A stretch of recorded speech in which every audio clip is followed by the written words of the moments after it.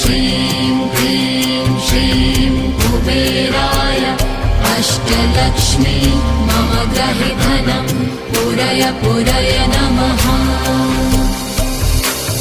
ॐ ह्रीं श्रीं क्लीं श्रीं कुबेराय अष्टलक्ष्मी मम गृहे धनं पूरय पूरय नमः।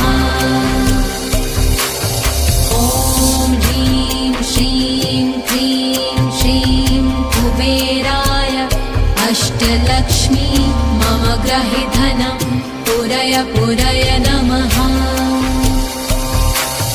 ॐ ह्रीं श्रीं क्लीं श्रीं कुबेराय अष्टलक्ष्मी मम गृहे धनं पूरय पूरय नमः।